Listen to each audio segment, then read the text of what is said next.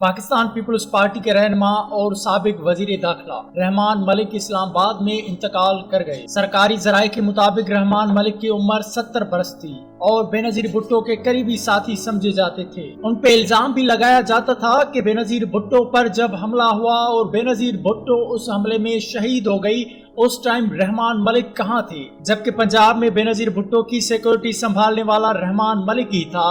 ناظرین، جس نے بھی ہمارا یوٹیوب چینل سبسکرائب نہیں کیا وہ سبسکرائب کرے، پریس دا بیل آئیکن۔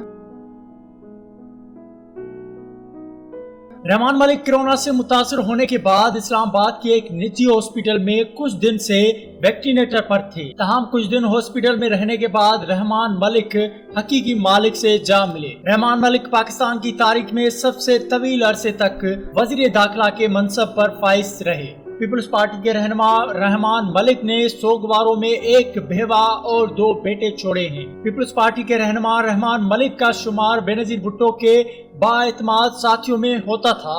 انہوں نے ملک کی 2 بڑی پارٹیاں پیپلز پارٹی اور مسلم لیگ نون کے درمیان میثاق جمہوریت میں خود بہت بڑا کردار ادا کیا تھا۔ سینیٹر رحمان ملک 12 دسمبر 1951 کو پیدا ہوئے۔ ان کا تعلق پنجاب کے ضلع سیالکوٹ سے تھا۔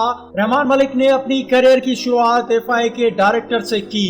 بے نظیر بھٹو جب جلا وطن ہوئی تو رحمان ملک بھی جلا وطن ہو گیا اور رحمان ملک واپس بھی بے نظیر بھٹو کے ساتھ ہی آئے۔ 2008 کے انتخابات کے بعد انہیں وزیر اعظم کے مشیر برائے داخلہ تعینات کیا گیا، جس کے بعد وہ سینیٹر منتخب ہو کر وزیر داخلہ بن گئے۔ پیپلز پارٹی اور MQM کے درمیان جب بھی اختلافات ہوئے تو رحمان ملک نے پل کا کردار ادا کیا۔ کراچی یونیورسٹی نے انہیں PhD کی ڈگری سے بھی نوازا۔ حکومت نے بھی انہیں دہشت گردی کے خلاف ان کی خدمات حاصل کرنے کے بعد انہیں ستارہ سجاد اور نشان امتیاز سے نوازا گیا۔ رحمان ملک کو میڈیا میں رہنے کا بہت فن آتا تھا۔ رحمان ملک اپنے دور حکومت میں ہر روز میڈیا پر آیا کرتے تھے۔ رحمان ملک نے کئی کتابیں بھی لکھی۔ تو ناظرین، یہ تھی رحمان ملک کے زندگی کی اصل کہانی۔